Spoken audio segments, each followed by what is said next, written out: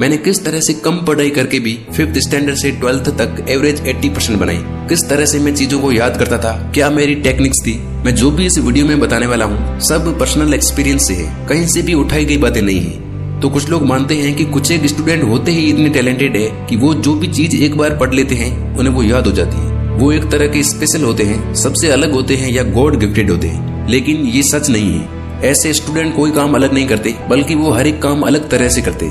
तो वीडियो में 2 मेन बातें जिसकी हेल्प से मैंने चीजों को याद रखा, प्लस एक मिस्टेक जो आपको किसी भी हालत में नहीं करनी है, इन्हीं के बारे में हम बात करेंगे। और ये जो मैं बताने वाला हूँ इसे आप यदि प्रैक्टिस और कंसिस्टेंसी के साथ फॉलो करते हो तो आप डेफिनेटली इंटेलिजेंट बनोगे।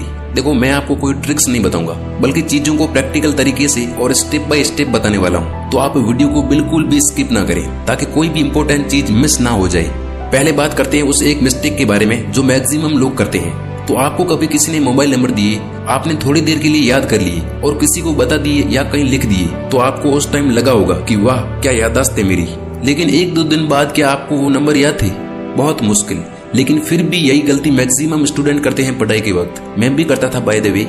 ये गलती है खुद को मूर्ख बनाना। स्टूडेंट्स क्या करते हैं कि पहले वो देख देख के पढ़ते हैं, फिर नोटबुक बंद करके बिना देखे उसे बार बार वापस बोलते हैं और फिर से पढ़ के इस तरह करते रहते हैं। लेकिन इसे याद करना नहीं बल्कि रट्टा मारना कहते हैं। ऐसा करने से आपको उस वक्त तो लगता है कि मुझे याद हो गया है, बट वो इन्फॉर्मेशन उस वक्त हमारे शॉर्ट टर्म मेमोरी में स्टोर होती है, जो कि कुछ टाइम बाद हम भूलना शुरू हो जाते हैं। तो आप ये गलती बिल्कुल ना करें। अब हम बात करते हैं उन 2 चीजों के बारे में जिन्हें आपको फॉलो करना है। नंबर 1, जब हम नोटबुक या नोट्स खोल के उसमें लिखे वर्ड्स को देखना शुरू करते हैं तो उस वक्त तो हमें लगता है कि मैं पढ़ रहा हूँ, लेकिन वो शब्द पूरी तरह से हमारे दिमाग को नहीं दिखती। क्या मतलब इसका? यानी उस वक्त उन शब्दों को सिर्फ आप देखते हो, आपकी आंखें देखती है, आपका दिमाग नहीं देख पाता। वो इन्फॉर्मेशन हमारी मेमोरी में सिर्फ थोड़े टाइम तक ही बनी रहती है। मतलब आप उसे कभी भी भूल सकते हो सकता है आप उसे 1-2 घंटे के अंदर भूल जाओ या फिर 1-2 दिन के अंदर। तो अब ऐसा क्या करें कि जो टॉपिक या इन्फॉर्मेशन हमने पढ़ी है वो ज्यादा टाइम तक टिकी रहे हमारे माइंड में। तो इसके लिए आपको एक स्टेप आगे चलना होगा। आप सबसे पहले कुछ देर तक पूरे ध्यान से किसी टॉपिक या पैराग्राफ को पढ़ें। उस टाइम आपको इस बात का स्ट्रेस नहीं लेना है कि कुछ याद है या नहीं। आधा घंटा, 1 घंटा या जितना भी आपकी कैपेसिटी है उतनी देर पढ़ ले।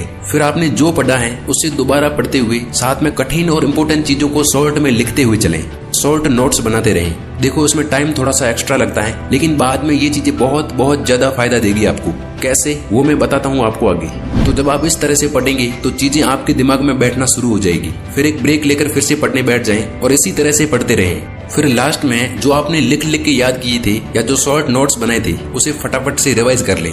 और इसके बाद आप यदि एक और चीज कर लेते हो तो आपने जो भी चीजें पढ़ी थी उसके अंदर से कोई भी क्वेश्चन आए एग्जाम में, आप उसे कर दोगे आसानी से। और ये काम है पढ़े हुए मटेरियल में से क्विज या MCQ सॉल्व करना। इसमें आपको मजा तो आएगा ही, साथ में बहुत ज्यादा टाइम तक याद रहेंगी चीजें। आपने जो भी टॉपिक या लेसन पढ़ा उससे रिलेटेड MCQ या क्विज आपको इंटरनेट पर मिल जाएंगे। इंटरनेट पूरा भरा पड़ा है वीडियो और ऐसी इन्फॉर्मेशन से। अब आप कहेंगे कि ऐसे तो टाइम लग जाता है। देखो, पढ़ाई में पहली बार किसी चीज को आप जितना ज्यादा टाइम दोगे, अगली बार उससे भी आधा टाइम देना पड़ेगा और चीजें और ज्यादा लॉन्ग टर्म के लिए याद रहना शुरू हो जाएगी। पर्सनल एक्सपीरियंस से बता रहा हूँ मैं, यदि ये चीज आप कंसिस्टेंटली करते हो तो आपको जिस चैप्टर या लेसन को 1 घंटा लगता था पढ़ने में, एक टाइम के बाद आप उसे 10-15 मिनट में निपटा दोगे। दूसरी चीज है लिमिटेड स्टडी प्लस कंसिस्टेंसी। मान लो आप जोश में आकर एक दिन लगातार 4-5 घंटे दबा के जिम कर लेते हो, तो क्या अगले दिन आपका मन करेगा 1 घंटा भी करने को? बहुत मुश्किल। तो कुछ लोग बोलते हैं ना कि ज्यादा नंबर लाने हैं तो ज्यादा पढ़ो, 10-10 घंटे पढ़ के फाड़ के रख दो। देखो, ये बातें सिर्फ सुनने में अच्छी लगती है, आपको स्मार्ट स्टडी करनी है। टॉपर्स भी यही करते हैं, यानी आप डेली आधा चैप्टर या आधा लेसन ही पढ़े, लेकिन कंसिस्टेंटली पूरे साल पढ़ते रहे। जब आपके एग्जाम्स पास में नहीं है तब भी पढ़ते चले। कुछ स्टूडेंट किसी दिन मोटिवेट होकर 8-10 घंटे पढ़ लेते हैं, लेकिन ऐसा वो ज्यादा से ज्यादा 2-3 दिन ही कर पाते। जोश खत्म होते ही वो पढ़ना ही छोड़ देते हैं। आप ऐसा ना करें, यानी आप कम और थोड़ा पढ़े, लेकिन डेली पढ़े।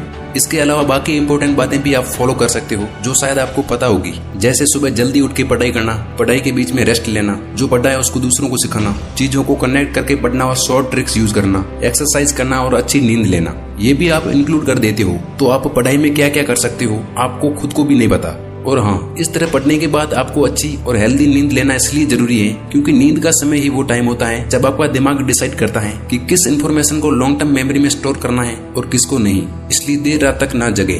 उम्मीद करता हूँ ये वीडियो आपको पसंद आया होगा और आप इससे कुछ सीख पाए होंगे। सो सपोर्ट दिखाने के लिए आप वीडियो को लाइक कर सकते हो, चैनल को सब्सक्राइब कर सकते हो।